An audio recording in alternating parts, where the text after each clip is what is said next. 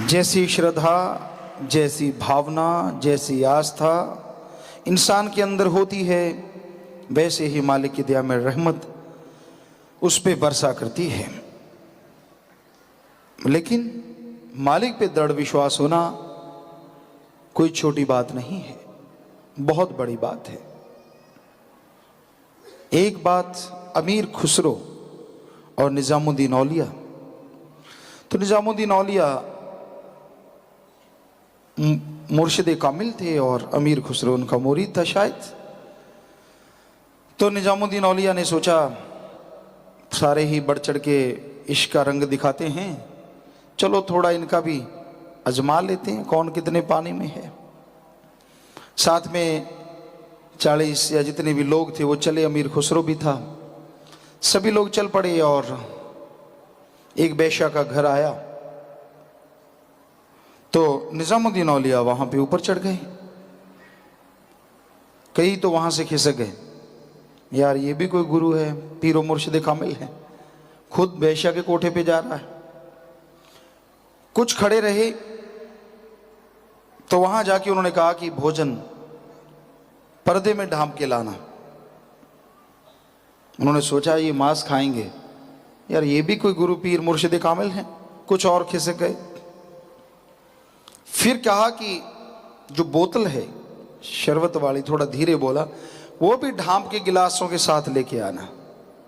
कुछ और खिसक गए। फिर निजामुद्दीन औलिया बाहर खड़े खड़े उस वेश्या से बोले धीरे से, बेटा कमरा मेरा अलग से होना चाहिए, वहां पे आना। सारे खिसक गए, कोई पे कोई रह गया। निजामुद्दीन उस कमरे में चले गए। भोजन वगैरह लाया गया उसी तरह से, बोतलें, गिलास, सब कुछ। कोई खड़े थे तो वो भी गए। सुबह निजामुद्दीन औलिया उठे जल्दी, अर्ली मॉर्निंग, देखा तो एक ही खड़ा था, सिर्फ एक, और वो था अमीर खुसरो। पूछा भाई सारे गए, आप क्यों खड़े हो? कहते यहां मेरा अल्लाह है, वहां मैं हूं, और यहां अल्लाह है, वहां तू है। जब तू यहां है तो मैं कहां जाऊं? मेरे लिए तो सब कुछ तू है। हे मेरे पीरो मुर्शिद कामिल, कर दिया उधार के अभी बकाया है। यानी वही समझ पाए कि निजामुद्दीन उस वैश्य का उद्धार करने आए थे, और वास्तव में उसको समाधि में बिठा के अल्लाह राम की चर्चा करवाते रहे। बेटा कह के बुलाते थे। खाना कुछ भी नहीं था, सादा खाना था, सिर्फ पर्दा डाला था एक, बस। सो कहने का मतलब जिसका दृढ़ विश्वास हो। जरा सा किसी ने कहा पूंछ टेढ़ी, सीधा कहा सीधी, टेढ़ी आड़ी तिरछी, ये कोई प्यार है? इसी का नाम है इश्क? सवाल ही पैदा नहीं होता। अरे इससे तो मजाजी इश्क वाले भले। कहते हैं मजनू के किसी ने कुल्हाड़ा मारा, सोचा कि ये तो कोई बन की लकड़ी है जो सूख गई, आगे से हल्का सा खून निकला, देखा तो है ये तो जिंदा आदमी है। कहेगा अरे तू कौन? कहता मैं तो मजनू, तू कौन? कहता मैं तो आम आदमी हूं, पर इतना इश्क लड़ा रहा है, अल्लाह ताला से लड़ाता तो वो मिल जाता। कहता अल्लाह ने आना तो लैला बन के आ जाए, नहीं तो जरूरत नहीं। सो इतना दृढ़ विश्वास किसी को अपने सतगुरु मुर्शिद कामिल पे हो तो विश्वास तो कैसे डगमगा जाए, चाहे कोई कुछ भी कुफ्र बोलता रहे, कुछ भी कहता रहे। आदमी की खुद की कमियां होती हैं जो उसके सामने खड़ी होती हैं, जिसकी वजह से जब खुद भी ऐसा है तो सारी दुनिया उसे वैसी लगती है। तो करो सबका भला और प्रीत। मालिक मुर्शिद कामिल के वचन सुनो और सबका भला करो, प्रीत करो, सभी तेरे हो जाएं, फिर सभी तेरे हो जाएंगे। छोड़ो बैर विरोध की रीत। कौन बैरी कौन बेगाना, किसको अपना किसको बेगाना आप कहते हो? क्योंकि सबके अंदर अल्लाह वाहिगुरु राम का ठिकाना, सबके अंदर अल्लाह वाहिगुरु राम का ठिकाना। कौन है बेगाना? कोई भी नहीं, सभी तो अपने हैं। बस इतने अपने ना बनाओ कहीं अल्लाह मालिक सतगुरु को भूल जाओ। वो तो रहमो करम का मालिक है। ये थोड़ा ही ना है कि वो प्रगट होकर ही रहमत बरसाएगा। अगर तड़फ है, दृढ़ विश्वास है, बिना प्रगट हुए भी वो बेड़े पार लंघा देगा। यही तो उसका नजर करम रहमो करम होता है। इसलिए करो सबका भला और प्रीत, सभी फिर तेरे हो जाए। सबसे मीठा बोलो, ये नहीं कि अगले ने थप्पड़ उठाया आप ईंट दे मारो, फिर तो भाई कहां से भला हो जाएगा। छोड़ो बैर विरोध की रीत। कौन बैरी, कौन बेगाना? छोड़ दो, कोई बैरी नहीं, सब मालिक की औलाद हैं। अहंकार छोड़ो, खुद ही छोड़ो, दीनता नम्रता धारण कर लो कि हम सब एक मालिक की औलाद हैं, सबका मालिक एक है। जब आदमी दूसरों की निंदा चुगली छोड़ के अपने सतगुरु मौला पे विश्वास धरता है तो भयानक से भयानक रोग एक पल में कट जाया करते हैं। जब क्यों, किंतु, परंतु, निंदा चुगली, तो छोटे से रोग भी बड़े बन जाया करते हैं, क्योंकि कर्म है आदमी के। जैसी जुबान का रस है वैसा ही असर होता है। देखने में आता, आप सुबह के समय में रूबरू में सुनते हैं, अल्लाह वाहिगुरु गौड़ खुदा रब का रहमो करो, सतगुरु की दया में रहमत, मुर्शिद कामिल की। कोई प्रसाद लेते ही भयानक से भयानक कैंसर जैसे रोग से पल में मुक्त हो जाता है। और कई ताने देते रहते मालिक को, मुझे क्यों नहीं ठीक किया, उसको तो कर दिया। अरे उस बड़ा विश्वास है तेरे में? सारा दिन तो जुबान पे निंदा चुगली बुराइयां गाता रहता है, नकल करता उनकी जो दृढ़ विश्वास करके पल में नारा लगा के सारा कुछ पार हो जाते। कर इतना दृढ़ विश्वास, बना अपने आप को ऐसा। नकल करनी आसान है, लेकिन अपने आप को उतना वैसा बनाना बड़ा ही मुश्किल होता है। हृदय पाक करो, खुदी ना हो, अहंकार ना हो। किस बात का अहंकार, किस बात की खुदी? जो जो गुल खिलाए क्या मालिक जानता नहीं? इन लोगों को नहीं पता जो भोले भाले तेरे को सजदा करते हैं, लेकिन अल्लाह ताला तो जानता है। तो शर्म कर, हया कर, दीनता धारण कर, नम्रता। कबीर जी ने जब इतने बड़े संतों के कह दिया, कबीरा सब ते हम बुरे, हम तज भला सब कोई, तू किस बात का अहंकार करता है? खुद ही ना कर, मारा जाएगा बिन मौत।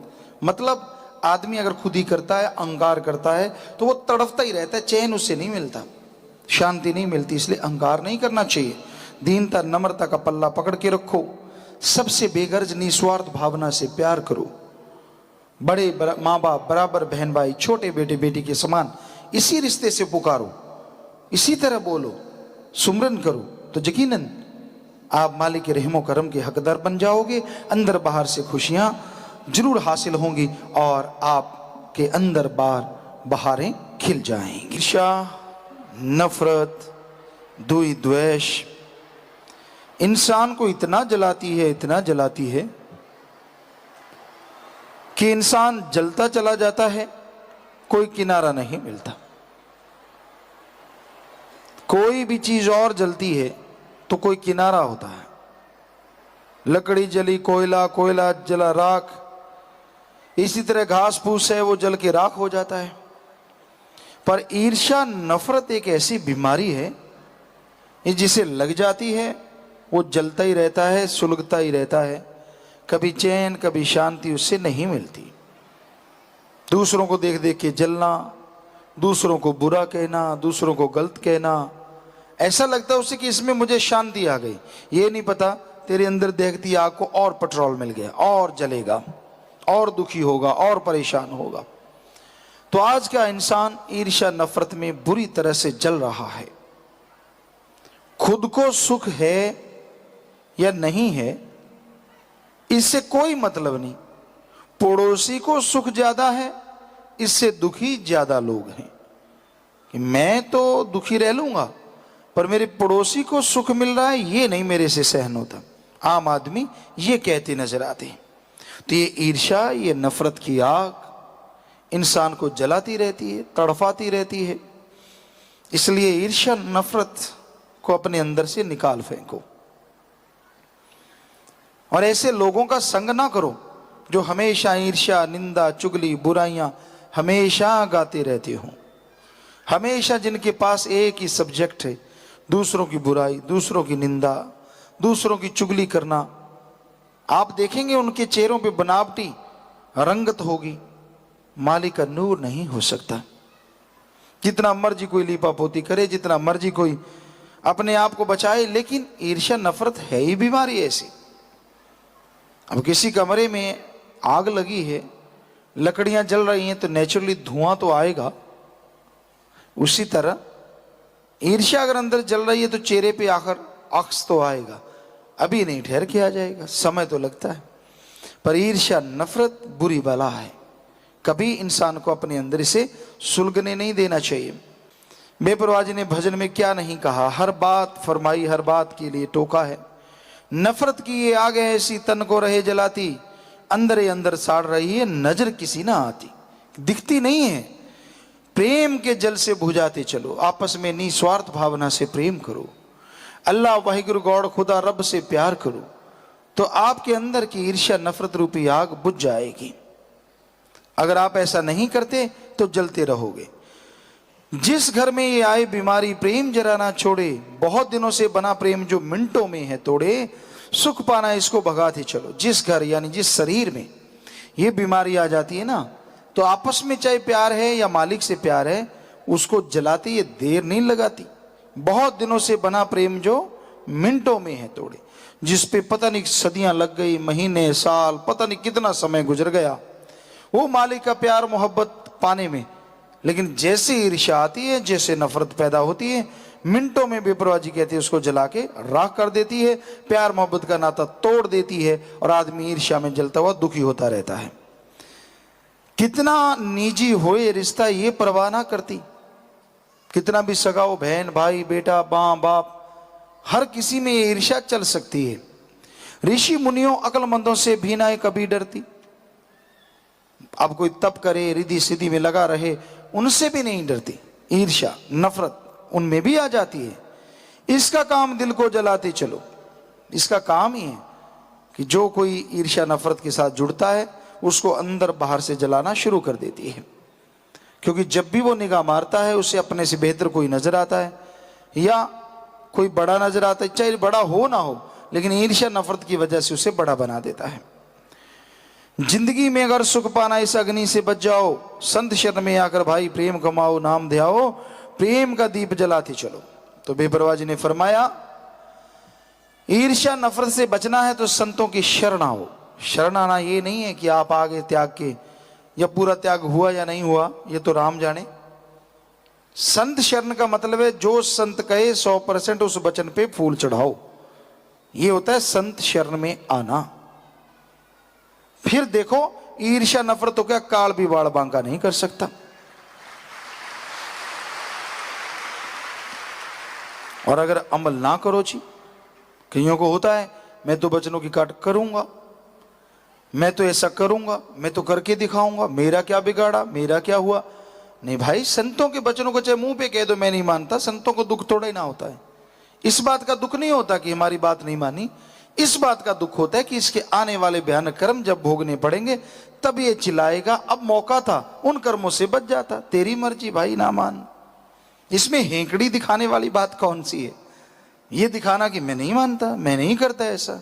ठीक है भाई, मत कर, इसमें कोई बड़ी बात नहीं। तू कौन सा पशु है जो रस्से से बांधा जाए? काश पशु बन जाता और वचनों पे अमल कमा लेता तो आने वाली जिंदगी और अगले जहां, दोनों जहां की खुशियां पल पल में पाता, कण कण में दर्शन करता।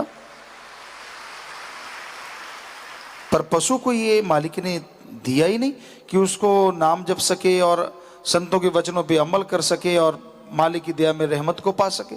ये तो हक इंसान को दिया है, और इंसान आज पशुओं से बदतर हुआ पड़ा है। पशु भी रस्सा चबाना बंद कर देते हैं कि ठीक है भाई, जब डंडा नाक पे पड़ा तो छोड़ दो। पर कितने भी वचन पढ़ते रहे, उसने तो, जिसके अंदर ये बीमारी है उसने तो लगे रहना है बस बुरा करने में, बुरा काम, बुरी सोच, बुरा बोलना, बुरा देखना, बुरा कहना, और जो संगी साथी साथ वाले थे उनको भी रगड़ देना। तो ऐसा ना करो। टोला बना के बैठना है तो अल्लाह वाहिगुरु राम की चर्चा करो। गुरु पीरो मुर्शिदे कामिल सदगुरु दाता के गुणगान नहीं गा सकते तो किसी का अवगुण भी ना गाओ, क्योंकि ये बड़ी बुरी बलाय है। आप सोचे क्या हो जाएगा? अजी सोचिए, आदमी को ना जिंदगी मिले ना मौत मिले, जीवन जीना है लेकिन एक बोझ की तरह जीना पड़े, कितना मुश्किल हो जाता है। इसलिए दूसरों की बुराई करने वालों का हाल हमेशा ऐसा होता है। इसलिए कभी किसी की बुराई ना गाओ। हो सके तो अपने अंदर की बुराइयां देखो और उनको निकाल डालो, खुशी खुशी जिंदगी जी पाओगे, खुशी खुशी दया में रहमत के लायक बन जाओगे, कमी नहीं रहेगी। हाँ, अगर आपने अपना चलाते ही रहना काम तो मर्जी आपकी, क्योंकि ये तो पक्का है कर्म करे खोटे पड़ेंगे बड़े सोटे, ये तो होगा ही।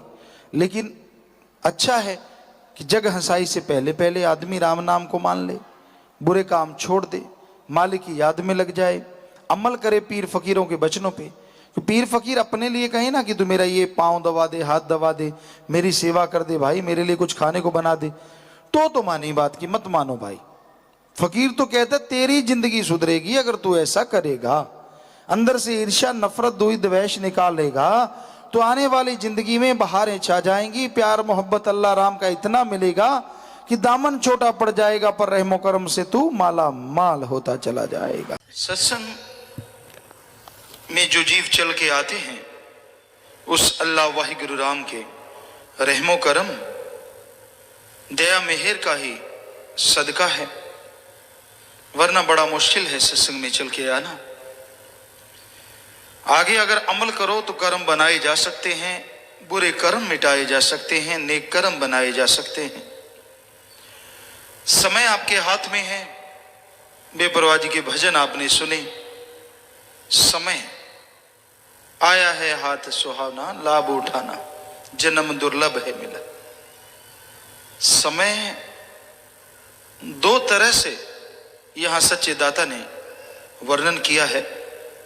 एक तो समय, सेकंड, मिनट, घंटा, दिन, महीना, साल, जो गुजर गया जो गुजरेगा वो लौट के आने वाला नहीं है।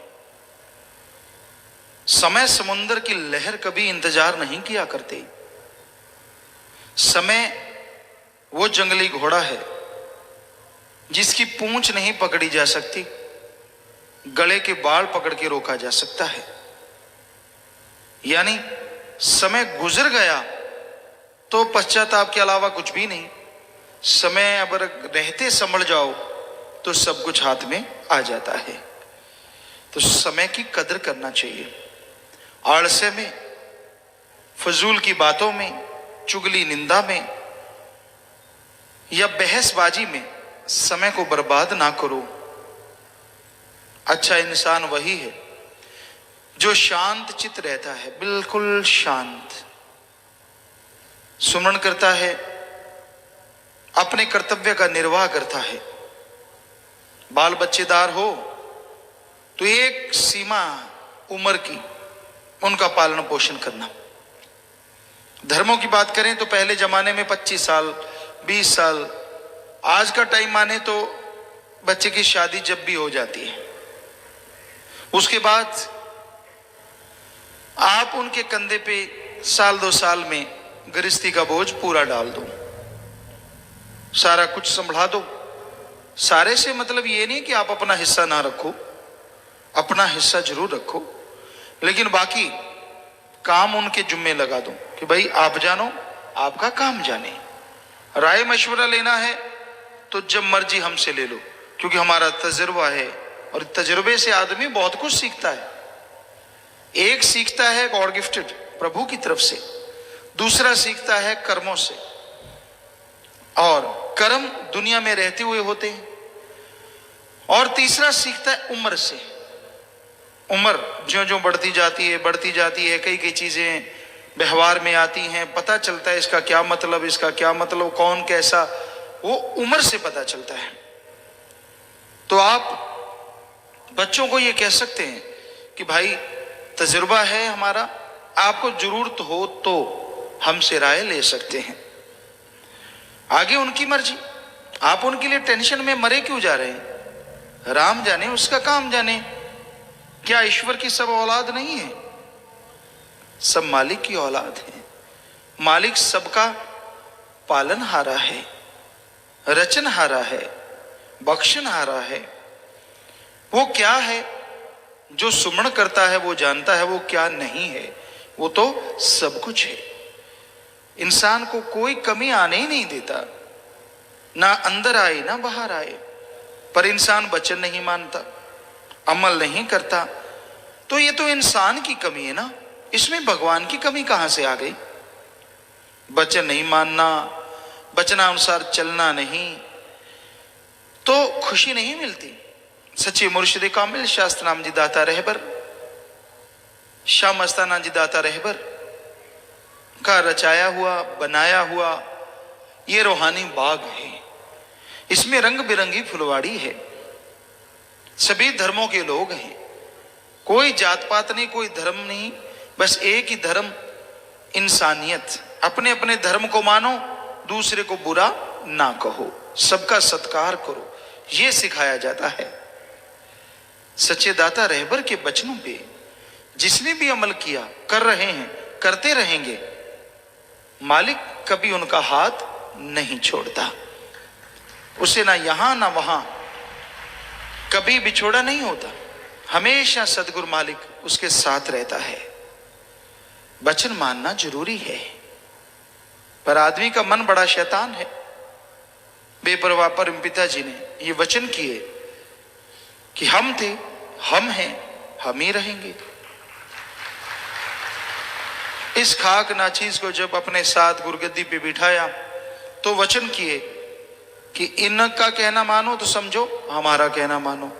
इनसे प्यार करते हो तो हमसे करते हो, यानी इनको अगर चाहते हो तो हमें। ये वचन किए। अब कौन उन वचनों को मानता है, ये देखने वाली बात है। जो वचनों को मानता है, जो वचनों पे अमल करता है, मालिक उसे रहमो करम से नवाज देता है। जो वचन नहीं मानता, खुशियां से खाली रह जाता है। जब बेपरवाह ने कह दिया हम थे, हम हैं, हम रहेंगे, फिर भी आज कईयों के घेर अड़ा हुआ है। उनकी लेखनी से, उनके व्यवहार से, उनकी बातों से पता चलता है, नहीं पहले कुछ और, अब कुछ और, पहले कुछ और, तो फिर और ही रहेगा। कुछ खुशी नहीं मिलेगी, खाली ही रहोगे। क्योंकि जब वचन पहला ही नहीं मान रहे अपने गुरु का, तो क्या गुरु से प्यार करते हो? गुरु से अगर प्यार करते हो तो उनका वचन है कि हम थे, हम हैं और हम रहेंगे, दैट्स ऑल। बात ही खत्म हो गई। फिर इसमें किंतु परंतु या वो अच्छा, ये ठीक नहीं, वो ठीक था, फलां ठीक नहीं, ऐसा करने वाले के घर में कलह कलेश ही रहेगा, खुशी नहीं रहती। टेंशनें, परेशानियां, झगड़े, नफरतें, सब कुछ छाया रहेगा। क्योंकि ये पहला वचन है अपने गुरु से प्यार का। तभी तो पता चलता है कि गुरु को कितना कोई मानता है, जब अमल करता है। अमल का पता तभी लगता है जब वचनों की कसौटी को अपने आप को खरा उतारना पड़ता है। तो वचन है परमपिता दाता रहबर के, उनको मानो, कोई परेशानी नहीं रहेगी। सेवा का क्यों भूल जाते हो? परम पिताजी ने सेवा पे कितने भजन बनाए हैं, कितने भजन शब्द लिखे हैं, लिखवाए हैं, लिखवाएंगे कि भाई सेवा जो करता है वो गुरु की आंखों का तारा है, दिल का टुकड़ा है। कितने बड़े वचन परम पिताजी के हैं। मस्ताना जी महाराज के वचन हैं कि सेवा का मेवा जीव को मिलेगा। जीव को ही नहीं, उसके जो परिवारजन है, अरे परिवारजन ही नहीं, उसकी जो कुल, अरे कुले नहीं, उसकी हजारों कुलों को मालिक दया में रहमत से नवाज देगा। यहां नहीं पता चलता, यहां तो मन हावी है। जब कोई ओढ़ निभा के मालिक से जाए तो आत्मा जब रूहानी मंडलों पे जाती है, उसके दादा, परदादा, पिछले पता नहीं कितने बुजुर्ग और आने वाली पता नहीं कितनी पीढ़ियां गारंटेड हो जाती हैं कि वो मालिक से जुड़ेंगी जुड़ेंगी। और वो आत्माएं जो पशुओं में, गंदगी के कीड़ों में, आपके दादे परदादे पता नहीं कहां कहां दुख सह रहे हैं, जैसे कोई मालिक से ओढ़ निभा के जाता है तो वो आत्मा क्योंकि सेवा सुमन करके जाती है, तो वहां उन शरीरों को छोड़ के वो आत्माएं भी निज धाम की तरफ चल पड़ती हैं। इतना जबरदस्त बेपरवाह जी के वचन है ये। हम तो उनके वचनों का एक आपको अर्थ करके बता रहे हैं। वचन तो बहुत पहले हुए हैं। कोई सोचिए तो सही, कितनी जय जयकार होती है उन रूहों को, वो तड़प रही होती हैं, व्याकुल हैं, तो कितनी जय जयकार होती है कि धन्य हमारी कुल में कोई ऐसा जन्मा है जो सुमन करके, सेवा करके हमारा भी पार उतारा करवा रहा है। एक जीव का पार उतारा करना कोई छोटी मोटी बात थोड़ी ना होती है। संत जानते कितना बोझ उठाना पड़ता है, कितना भार उनका उठाना पड़ता है, तो कितनी कुलों का उद्धार होता है। पर बात है अपने मन से लड़ो जीते जी, क्योंकि मन ना सुमन करने दे, ना सेवा करने दे, ना भक्ति में बैठने दे। मन ही जालिम ताकत है। ये तो बड़ा ही ढीठ है। एक पलक में कहीं और, एक पलक में कहीं और। सो मन से लड़ना है, समय की कदर करनी है, समय को बर्बाद नहीं करना। शांत चित रहो, सुमन करते रहो, सेवा में मन लगाओ। कोई सेवा कर रहा है उसे चिढ़ो ना कि ये सेवा करके आगे निकल गया। ना ना ना ना, आप भी निकल सकते हो। मानो वचन, हम तो रोज सत्संग में बताते हैं कौन से वचन मानने चाहिए। आप अपने आप को देखो, आप कौन से वचन मान रहे हो, जरा सोच के देखो, और कौन से नहीं मान रहे। बहुत मान रहे हो, शाबाश। जो नहीं मान रहे, मानने की कोशिश नहीं, मानने की हिम्मत करो। कोशिश तो मन का काम है। कोशिश करेंगे, देखेंगे, सोचेंगे, शुरू करेंगे, ये तो लारा लप्पा लारा मन लाई रखदा। ना ना ना ना, ये काम नहीं है। करेंगे तो करेंगे, मन का सामना, बस शुरू हो जाओ कि ठीक है, तू बोल के दिखा। कैसे बोलेगा? मेरा सतगुरु डाढ़ा है, उसके वचन मानूंगा, सुमरण करूंगा, सेवा करूंगा, तेरे को रगड़ के रख दूंगा, और वाकई मन एक दिन हार जाएगा, आत्मा जीत जाएगी। मन के आगे हथियार ना डालो। समय है, इस समय में सुमरण करो, भक्ति करो, सेवा करो, परमार्थ करो। अरे जो अपना जीवन ओढ़ निभा गए, सत्य ब्रह्मचारी, सारी जिंदगी मालिक के लेखे लगा गए, सतगुरु के लेखे लगा गए, उनके बताए वचनों पे अमल करके इस संसार से चले गए। वो पता नहीं अपने सैकड़े कुलों का, हजारों कुलों का उद्धार कर गए, और यहां भी उनका नाम हमेशा अमर रहेगा। तो भाई, कहने का मतलब सुमरण और सेवा आदमी को सहन शक्ति देता है। बहुत कुछ आपको भाई मंज की बात सुनाया करते हैं, तो आज फिर से ख्याल में आई, आपको बात सुनाते हैं। उस जमाने में भाई मंज अपने इलाके में, अपने शहर में ही नहीं, आसपास के इलाकों में सबसे नंबर 1 था। अमीरी में बहुत धन दौलत थी। घोड़ों का व्यापार था उस समय। घोड़ों का व्यापार बहुत बड़ी चीज, पहले गऊओं का, फिर घोड़ों का, फिर हाथियों का, ये व्यापार होते थे, बहुत बड़े माने जाते थे, क्योंकि ये सवारी होती थी आपका, मोटरसाइकिल, कार, सब कुछ यही होते थे। तो घोड़े की स्पीड सबसे ज्यादा होती थी, अच्छा होता था, तो उसका व्यापार सबसे अच्छा माना जाता था। तगड़े व्यापारी होते थे, तो बहुत घोड़े होते थे उसके पास, बहुत पैसा था, बहुत महल था। बेटी थी और कोई नहीं परिवार में, घरवाली थी, तो बहुत अच्छा परिवार था। बहुत नौकर चाकर थे, नगर सेठ थे। तो गुरुओं की सत्संग हुई वहां पे। सत्संग में आते नहीं थे, अमीर का आना बड़ा मुश्किल है, पर अंदर कहीं ना कहीं संस्कारी रूह थी। किसी ने कहा तो सोचा कि चलो धर्म कर्म तो करते हैं, सत्संग भी सुन लेते हैं। सत्संग सुना, बस पिछले कर्म खुल गए, अपने सतगुरु के ही होके रह गए। नाम ले लिया, भक्ति में लग गए। तो गुरु जी ने तो वहां से जाना ही था। अब भक्ति में लगे, हुआ ये कि कुछ घोड़े मर गए और घोड़े मर गए, सारे घोड़े मर गए धीरे धीरे। व्यापार में घाटा पड़ गया। ध्यान से सुनिए आज के सत्संगियों, किसी को छींक आ जाए तो कहते मैं नहीं जाता सत्संग में, छींक आ गई। बड़े पिटते हो महाभक्त, जरा ध्यान से सुन लेना भक्तों की क्या चाल होती है। जरा सी पगड़ी टेढ़ी होगी तो मेरी पगड़ी टेढ़ी होगी, मैं नहीं जाता सत्संग में। किसी ने जरा सा बोल दिया, सेवादारों में किसी ने कुछ कह दिया, मैं नहीं जाता, मुझे ऐसा कहा। अरे गुरु ने कहा, संतों ने कहा, नहीं तो क्या उस आदमी के लिए सत्संग में आता है? ना जी, सोचना ही नहीं, बस पूंछ टेढ़ी। तो भाई मंज की बात, इतना कुछ था उसके पास, व्यापार में घाटा पड़ा, घाटा पड़ने लगा, सब कुछ लोग ताने मारने लगे। पंजाबी जी का कहावत है, रंडी रंडापा तक कट ले, उंगल वाले नहीं कटन देंगे।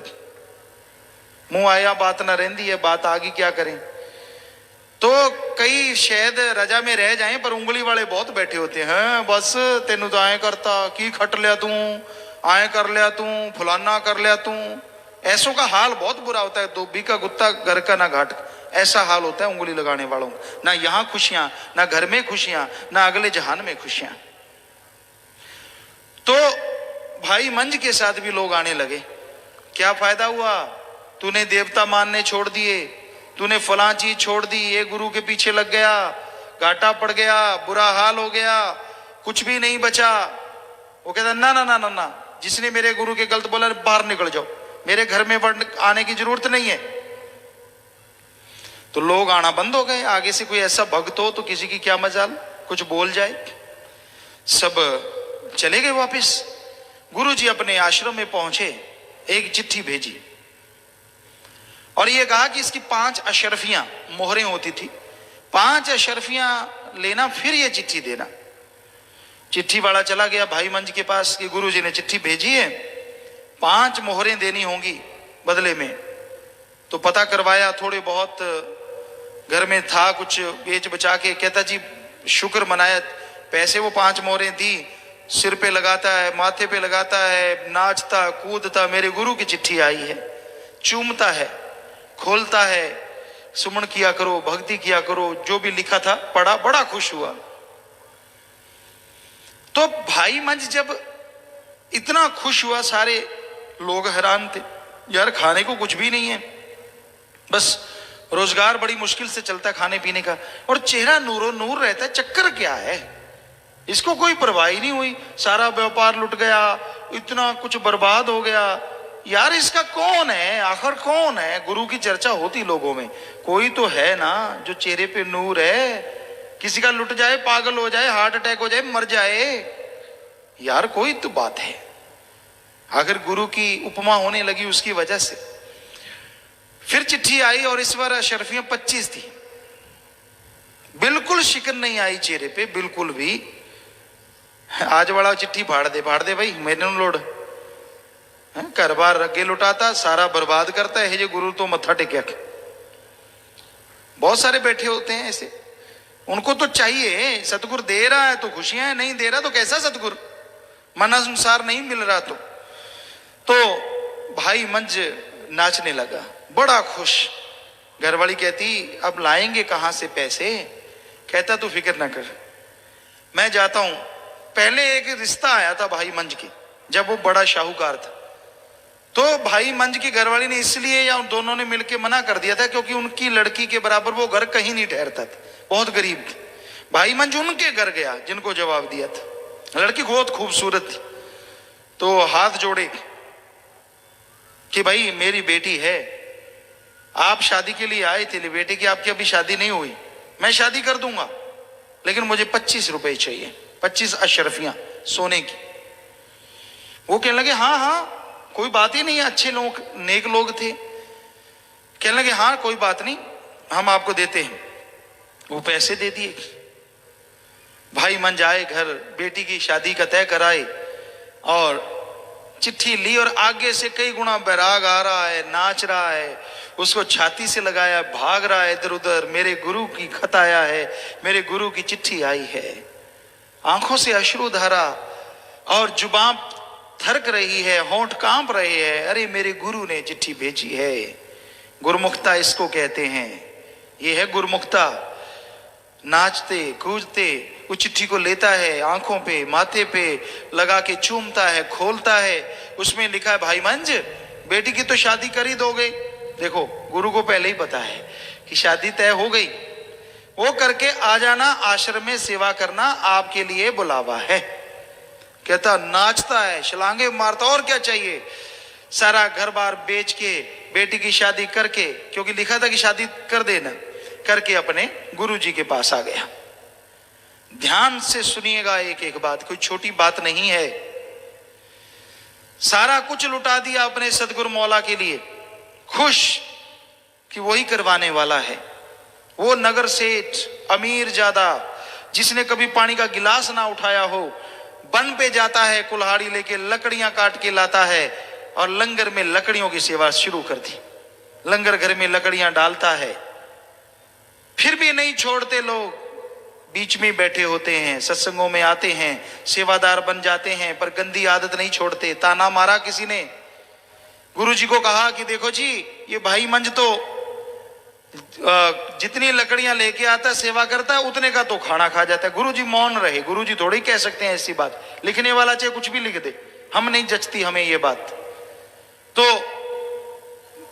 किसी ने बताया भाई मंज को भी तेरी ऐसी चर्चा चली और ये कहा गया कि जितनी की लकड़ियां तू लेके आता उतने का तो तू भोजन कर लेता है। उसने वहीं गुरुजी का मौन रहना भी एक परीक्षा था, तो उसने वो सोच लिया। अगले दिन 3 बजे जाने लगा, सुबह सवेरे जल्दी जल्दी घंटे 1.5 घंटे में लकड़ियां काट के लंगर की रखता, फिर भागता, फिर लकड़ियां काटता, वो बाजार में बेचता और अपना खाने के लिए जुगाड़ कर लेता। किसी ने कहा यार भाई मंज तू बेअकल है, मूर्ख है, तू तो बेवकूफ है, अपने गुरु के लिए सारा कुछ ही त्याग दिया तूने। कहां अमीर घोड़ों पे बग्घी पे चढ़ना, कहां लकड़ियां काटता है। कहता चुप, मेरे गुरु का एक भी शब्द गलत मत बोलना। अभी भी परीक्षा बाकी थी। ये काम चलता रहा। जरा सोच के देखिए, जिसने पानी का गिलास ना उठाया हो, 3 बजे जाता लकड़ियां काटता, 5-6 बजे तक लाके लंगर में फेंकता, भूखा भागता, फिर काटता, बाजार में बेचता। कहां इतने नौकर चाकर, कहां बग्घी पे बैठना, कहां मखमल के गद्दे, कहां धरती पे सोना। भक्तों की ये चाल है। तो वो समय आया, एक दिन सुबह सवेरे गया लंगर के लिए, लकड़ियां काट रहा था, काट के गट्ठर बना लिया, सिर पे रख लिया, चल पड़ा। थोड़ी अंधेरा था, आंधी आई। आंधी ने बिन मुंडेर के कुआं था उसमें गिरा दिया। और गिरा भी देखो कैसे, इस तरह से गिरा कि खुद खड़ा सीधा जाके पानी में खड़ा हो गया। पानी कम था, यहां तक पानी आया, लकड़ियां गिल्ली नहीं होने दी, खड़ा रहा। उधर से गुरुजी बाहर निकल आए। ओ भाई मंज नहीं आया भाई। सारे कहते गुरुजी ने किसी का नाम ही नहीं लिया, ये क्या? ओ नहीं भाई भागो, भाई मंज नहीं आया, चलो रस्सा लो, सीढ़ी लो, चलो भागो। गुरुजी नंगे पांव भाग लिए। जब सिख मुरीद तड़फता है ना, गुरु को चैन नहीं आता। ये तो वो जानता है जिस तन लागी सो तन जाने, दूजा क्या जाने पीड़ पर आई। तो गुरुजी ने उसी समय लोगों को दौड़ाया, जाओ भाई पता करो मेरा भक्त तड़फ रहा है। खुद भी भागे, जा पहुंचे। किसी ने फिर ताना मारा, क्योंकि ताने वाले सेवादारों में भी होते हैं। साध संगत जी, बुरा ना मनाना किसी सेवादार का, क्योंकि जब तक सुमन नहीं करते मन को जीता नहीं जा सकता। तो किसी ने ताना मारा, यार क्या है तू, किस चीज का बना है? देख नीचे लहू लुहान खड़ा है, चोट लग गई तेरे को, सिर पे छटियां लिए खड़ा है, फिर भी नहीं फेंक रहा, फेंक और बाहर आ जा। कहता ना ना ना ना ना, मैं नहीं बाहर आऊंगा, पहले ये छटियां बाहर निकालो, बन छटी बाहर निकालो, क्योंकि साथ संगत भूखी ना रह जाए, उनका लंगर बनेगा। भक्त जो साथ थे वो तो धन धन कर उठे, वाह धन मेरा गुरु, धन मेरा प्रीतम प्यारा, और धन उनके भक्त। और जो चिढ़ने वाले थे वो कहते अभी भी तुझे अकल नहीं आई, फेंक बन छटी, निकला बाहर, जान बचा। अरे जान है तो सब कुछ है, कैसा गुरु, कौन सा गुरु? आगे से ललकारा मारा, चुप, मेरे गुरु के लिए कुछ ना बोल, नहीं निकालना मत निकाल। गुरुजी पहुंच गए, कहते भाई निकालो, तब कौन बोले? गुरुजी के सामने थोड़ी ना कोई बोलता है, आगे पीछे उंगलियां लगाते हैं। तो रस्सा फेंका गया, पहले बनछटी निकाली गई, फिर भाई मंज को, और जैसे भाई मंज बाहर आए तो गुरुजी ने उसको अपने कौली भर ली, जप्पी में ले लिया, छाती से लगा लिया, उठा लिया और वचन कर दिए कि भाई मंज, जिसको तू नाम दे देगा वो दोनों जहान में उसका पार उतारा हो जाएगा, उसको मोक्ष मुक्ति मिल जाएगी। आदमी से मौला बना दिया, अरे अपना जैसा बना दिया सदगुरु मौला ने। तो ये है भक्तों का काम, ये है भक्ति। जरा सा नुकसान हो जाए, भेड़ बकरी मर जाए, कहता गुरु ने बकरी मार दी, मैं नहीं जाता सत्संग में। कपड़े फट जाए, गुरु ने कपड़े फाड़ दिए, मैं नहीं जाता। मुंह पे फुंसियां हो गई, मैं नहीं जाता, मेरा तो मुंह बिगाड़ दिया। कर्म तेरे बिगाड़ा गुरु ने, कर्म बुरे तू करे बिगाड़े गुरु, वचन कोई काट तू करे बिगाड़े गुरु। शर्म नहीं आती, लानत नहीं आती अपने मन पे? मन की नहीं लानत देता, गुरु को लानते देता, और अपनी बेड़ी को अच्छी तरह से डुबोता है, परिवारों को मारता है, उनको तड़फाता है, बेचैन खुद रहता है, बेचैन उनको करता है, अपनी अहंकार, अपने हौमे, अपनी खुदी की वजह से। मैं ही हूं बस, चंद चार चमचे हो जाते हैं साथ, हाँ सही है तू, निकल गई गुरमुखता बाहर, भूल गया सारे परोपकारों को, भूल गया मौत जैसे कटे कर्मों को, और चल पड़ा मन मते के टोले के साथ, चल पड़ा निंदा चुगली के साथ, चल पड़ा बुराइयों के साथ। ये कोई गुरमुखता नहीं है भक्तजनों, ये तो सिर्फ दिखावा है, एक ढोंग है। जब मन ने चाहा पारा ऊपर, जब नीचे आ गया तो भक्त बन गया।